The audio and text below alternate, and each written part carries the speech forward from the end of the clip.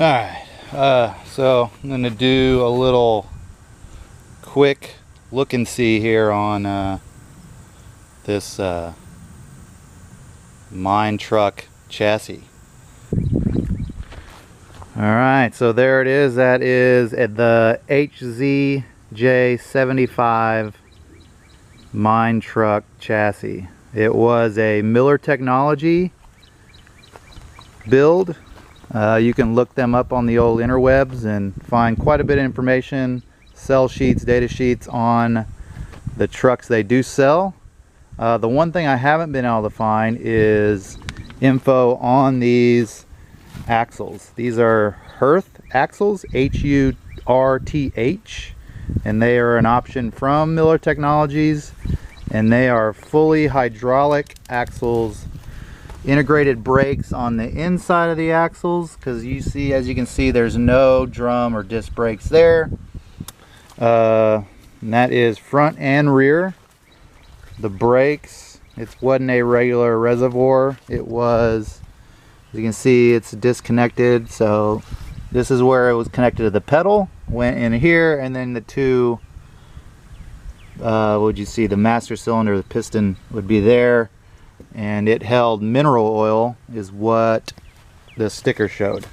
Everything is still intact. I only had to cut one line on this thing, which was going into the cab for the hydraulic reservoir, and that is this line right there. I don't really want to touch it because I have clean hands, but it's this blue line here. And this line I did have to disconnect. That went inside, but I was able to get it off. The only reason I cut that, it is a low pressure line. It was held on by just some hose clamps. A couple other things. You can see the suspension. It's leaf spring. The shocks were taken by one of the previous owners before me, and it has some sort of hydraulic coilover shock there. Bump stops, I don't know what, I may keep those, I don't know. I doubt it though, they look really rotted. What else we got? You can see it is not your typical Toyota Burfield joint. It looks like some sort of, let's see if I can turn the wheel, get a better look at that. I have no luck turning that, but it looks like, I don't know if there's a U-joint in there, but it is a pretty beefy knuckle. It is hydraulic steering. Get a better look over here. You can see the ram here that's pushing and pulling the tires for steering.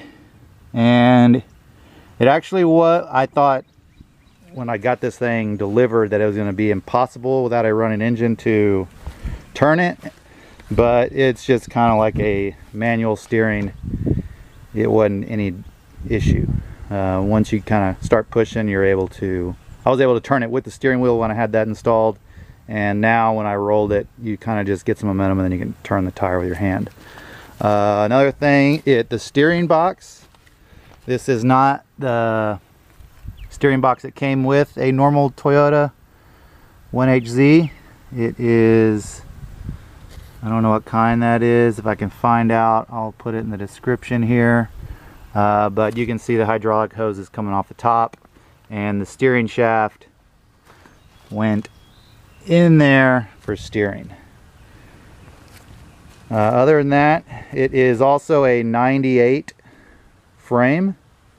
So if you were planning to use the frame, you won't be able to register this for another 3-4 years, I guess. I think 93 is, yeah, so actually 5 years you won't be able to register this.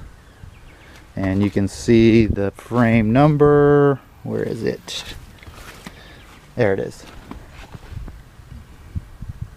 HZJ75 0044806 is the VIN on this frame. I assume whoever brought this in from Canada the first go around just import it as parts only, because this, I don't think you can register this. I mean, you could 5 years from now, I assume, The only issue is you would have to get some sort of salvage title, because there is no title with this frame. I don't have it. I know the previous owner didn't have it, who I bought it from, and we noticed it floated around for a couple years before it got to him and then me. So, and then also the tires, it's got 235/85 16 tires on it with what looks like a split rim.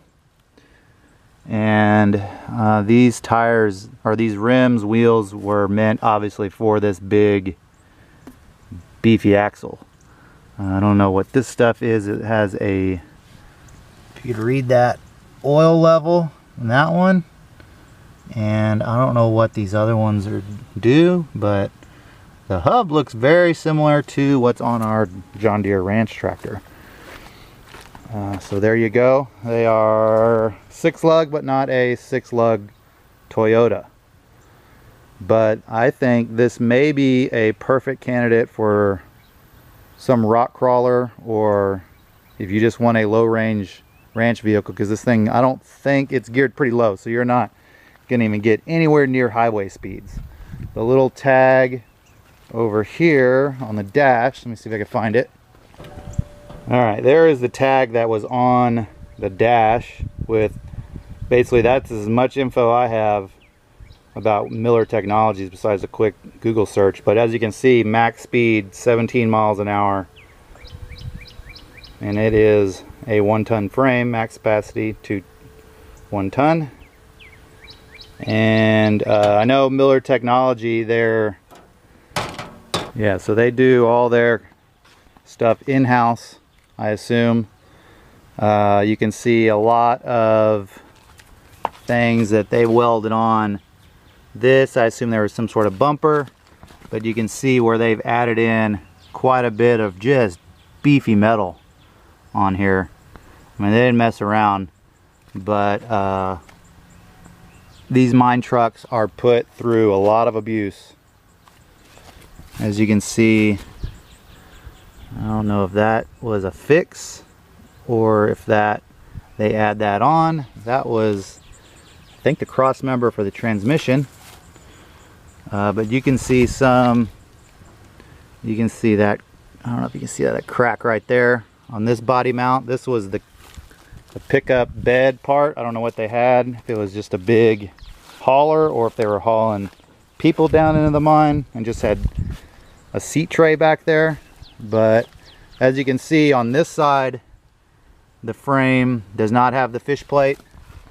On this side it does, so I assume maybe that is a crack right there that they fixed. But there you go. It's about all I know about this frame. I think mainly the axles are what is sellable. The frame, I don't know. Somebody would really have to clean this thing up. It's got quite a bit of surface rust, but not terrible. And I don't see any rot when I poke around. The mounts, I would say, are trash. They're pretty rusty and got some stress fractures on them. So there you go. If you know any more info that I don't, please comment on this thing. And it is for sale, so if you're interested in this thing, it is will be sold for the going rate, which at this point I don't know what that is yet. All right, thanks for watching.